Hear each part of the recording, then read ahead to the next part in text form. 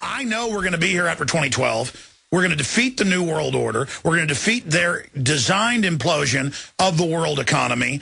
And we're not going to... You know, the only way we're going to defeat the New World Order is for the people to finally get so fed up by the Republicans destroying the middle class to where people have no money. Here's what cracks me up about the Republicans. It's such short-term sightedness. Okay, let's put the piggyback on to like the middle class. So the middle class has nothing, and the CEOs make everything, okay? Although, in a few years, who's going to buy their product? Well, they're making record profit bonuses every year, okay? And at the end of that, who's going to buy their product if no one has money? So therefore, they're thinking short-term cash grab game, and they're not thinking long-term of how to sustain an economy. They're thinking short-term cash grab, which is what's happening. It's cannibalistic. In the industry. What? It's a cannibalistic economy. No, it's a short-sighted economy. Yeah. These freshmen in the Republican Congress have been reading way too much Ayn Rand, all right? It's like, if I don't get my way, I'm going to blow up the building. And that's what they're doing, okay? That's what they're doing. You may hate Obama. You may think he's a scumbag and all that. You know what? He's dealing with the realities of Washington. And no, it's not easy for anybody. It was easy for W because of his bloodline and this and that, and people, like, fell into line, just like, you know, Goose Step. But with Obama, a black president, oh, my God, no, we can't have this. So, you know, we'd rather blow up the building, as Ayn Rand said, than pursue with policies that might actually do good. I mean, I'm thinking, if we had a Democratic Congress and a Democratic president, and I mean Congress and Senate, we would have infrastructure right now. We would have the things that would make this country grow and leave things for our future. As of right now, the short-sighted terms of the CEOs, which is the Republican overlords, just want immediate cash, and they'll build their bunkers. Here's a decent point. Okay, Bush is so cozy. Bush was so cozy with the Saudis and all this stuff. Yet, him and the CIA director, Woolsey, under the Clinton administration, both have solar-powered houses. Now, why is it good enough for them but not good enough for us? Well, again, we're talking to the founder of Ministry. Al, look, I totally agree that the Republican leadership are bad, but Obama they're not is bad. They're just misinformed, and they're talking to their overlords. Well, they're running everything. And even the overlords don't see that if you destroy the middle class, there is no consumption. And people don't consume. The overlords, sure, they have CEO record bonuses, but that's not only going to last for a couple of years because there's nobody there to buy anything. Al, this is a planned post-industrial economy. You're saying they don't see what they're doing. I can give you the handbooks, the white papers where this has been planned for at least 50 years, what we're entering. It's called a post-industrial world. They hate the middle class. The ultra-rich have always sought to destroy it, so there's a giant underclass and a tiny group on top. And all I'm saying is, versus the rhetoric and reality, Obama has continued all of the Bush policies. But right. I agree. But what's Obama up against? An established, entrenched oligarchy, okay? So, from community organizer to, like, trying to do what's right versus these satanic people, it's a pretty difficult task. I'm going to cut him some slack for right now, okay? Like, I just hope they don't inject the alien bloodline DNA into him as well, so he acts in accordance with his overlords. But he's putting up as much of a fight as he can, and, you know, I'll leave it at that. I mean, really, what we're dealing with is not government at all, but, like, really short-sighted. Look, this is what makes me think that 2012 is an actual reality. It's not the Mayans and some, like, crazy paintings of a guy in a spaceship on a tomb or anything. It's the fact that, okay, here we go. Here's a guy that has a website named Darren McClung. and it's called 2012 Supplies, okay? And this guy is selling things, survival kits, for the masses. Yet he has a really hard time getting these supplies because the government keeps buying it up all each month, okay? So what does that tell you? I mean, you've seen the movies, like anything from Contact to Armageddon to, 2012, whatever.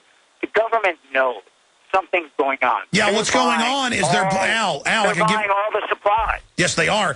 They've been building a giant COG system for 60 years, underground bases, NORAD, Cheyenne Mountain, Mount Weather, all of it, Site R. They are been training the military for 2012 for at least 15 years for mass gun confiscations, riots, total shutdown, because they have planned the implosion of the global economy to build the global government on top of it that we will pay our carbon taxes to. They are destroying the planet through economic warfare. The globalists took over to shut off. Now, see, I have a bone to pick with you on that, too. Okay, so the ions from space are coming, and they're warming up our planet. We're not helping it. Listen, it now reached 7 billion people today on this planet, okay? By 2012, it'll be 7.5 billion people. That's too many people for the resources, okay? It's like the same thing as the dinosaurs. They didn't have a global positioning and satellites and rockets and all that to destroy an asteroid, but they were overpopulated. And when they're overpopulated and they have no other skills, they're going to go down. The dinosaurs were overpopulated now? Yes. The top 1% have all their bunkers and all that. That's why it's a giant cash grab now. Fossil fuel is just a completely irrelevant thing right now. Like I said, Bush and Woolsey have their solar panel houses and generators waiting for the apocalypse because the 1% will survive. And then we'll have a new society after 6 to 7 billion people die in the next apocalypse. And they'll have their cushy home. And then they'll start another system the same as the one that we have. Al, do you want to know my view on this? Because I've really studied it in depth, and I know you've done some studying and talking about the New World Order before I was, so I understand you've got some deep political and geopolitical ideas here, but they have implanted through the fake Christian groups that it's the end of the world, Jesus is coming back, so stand down to corruption. They've used the 2012 stuff for 30 years, implanted as a self-fulfilling prophecy to expect total collapse and devastation because they are launching their operation to depopulate on schedule in the next decade, and 2012...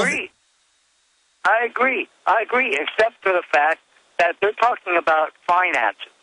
I'm talking about people. People are going to die.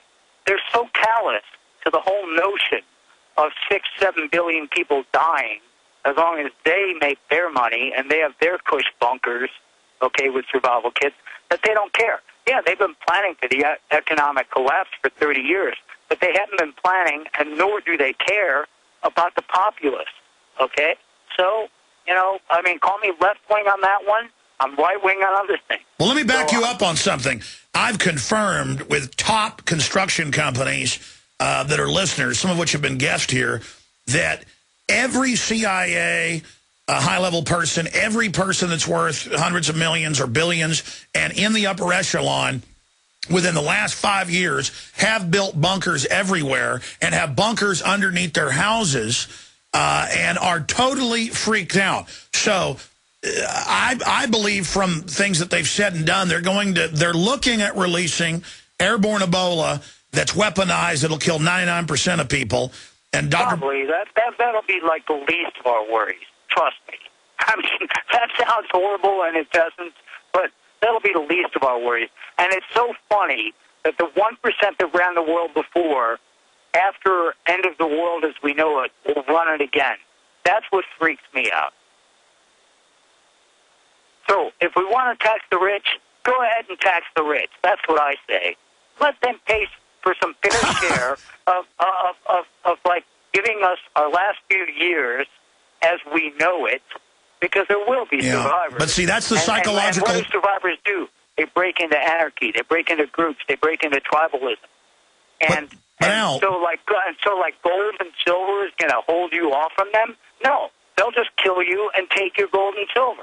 Well, that's giving up. And look, then you can cash. No, it's not giving up. It's not giving up because human beings will survive.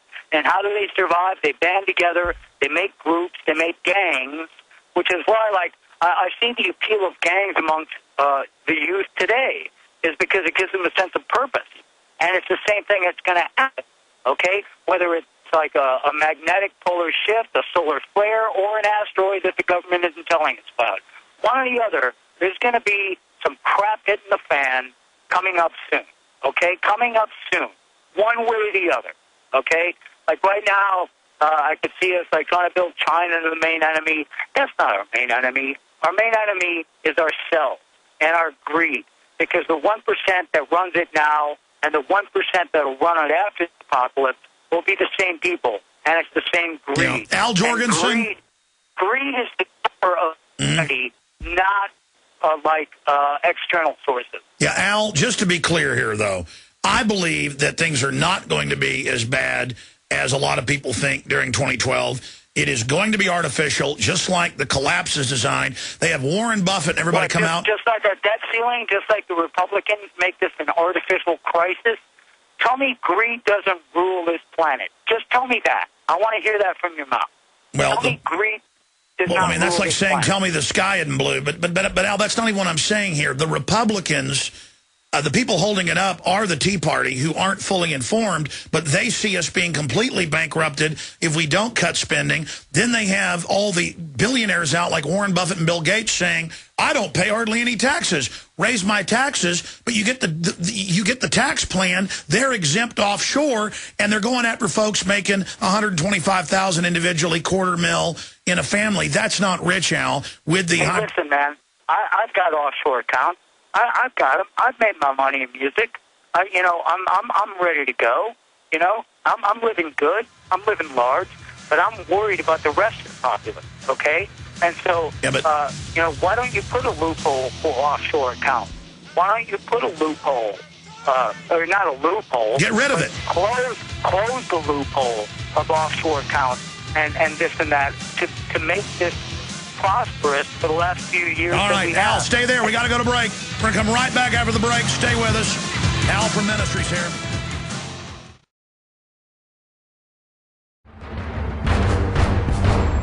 Ask yourselves, what are you doing in this time of great challenge? What are you doing to unlock minds?